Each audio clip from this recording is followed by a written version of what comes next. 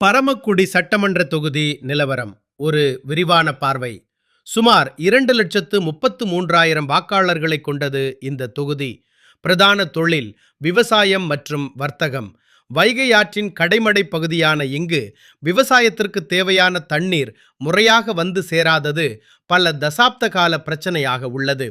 கூட்டு குடிநீர் திட்டங்கள் அறிவிக்கப்பட்டாலும் ஊரக கிராமங்களுக்கு இன்னும் உப்பு கலந்த தண்ணீரே கிடைப்பதாக மக்கள் வேதனை தெரிவிக்கின்றனர். தியாகி இமானுவேல் சேகரன் அவர்களின் நினைவிடத்திற்கு வரும் லட்சக்கணக்கான மக்களுக்கு தேவையான அடிப்படை வசதிகளை மேம்படுத்துவதில் திமுக அரசு மெத்தனமாக செயல்படுவதாக ஒரு சாரார் குற்றம் சாட்டுகின்றனர். மிகுந்த உணர்ச்சிகரமான தொகுதியான இங்கு கடந்த காலங்களில் ஏற்பட்ட சமூக மோதல்களை கருத்தில் கொண்டு போதிய பாதுகாப்பு மற்றும் விழிப்புணர்வு நடவடிக்கைகளை அரசு எடுக்க தவறிவிட்டது. பரமக்குடி நகரின் மைய பகுதிகள் மற்றும் புறநகர் பகுதிகளில் கஞ்சா விற்பனை அதிகரித்து வருவதால் பள்ளி மாணவர்கள் சீரழிவதோடு பொதுமக்களின் பாதுகாப்பு கேள்விக்குறியாகியுள்ளது.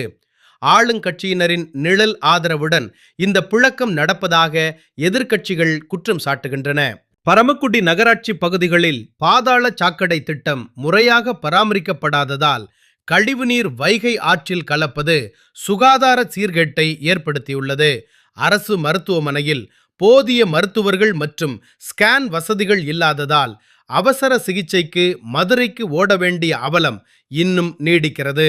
சட்டமன்ற உறுப்பினர், இந்த தொகுதியின் எம்எல்ஏ திமுகவின் எஸ். முருகேசன். இவர் தொகுதிக்குள் நடக்கும் ரேஷன் கடை திறப்பு விழாக்கள் மற்றும் அரசு விழாக்களில் தலைவர் படம் ஏன் சின்னதாக இருக்கிறது என்று அதிகாரிகளிடம் கோபப்பட்ட வீடியோ வைரலானது. மக்களின் பிரச்சனைகளை விட விளம்பரத்திற்கே முன்னுரிமை அளிக்கிறார் என்பதுதான் இவர் மீதான பிரதான விமர்சனம். மேலும் ஆளும் கட்சி ஒப்பந்ததாரர்களின் தலையீடு அரசு பணிகளில் அதிகமாக இருப்பதும் தொகுதி மக்களிடையே அதிருப்தியை ஏற்படுத்தியுள்ளது.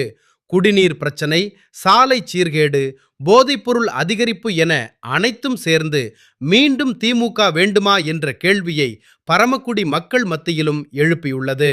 வளர்ச்சி வேண்டுமா, சமூக நல்லிணக்கம் வேண்டுமா, போதை ஒழிய வேண்டுமா, வைகை நதி காக்கப்பட வேண்டுமா? மக்களே, சிந்தித்து வாக்களிப்பீர்.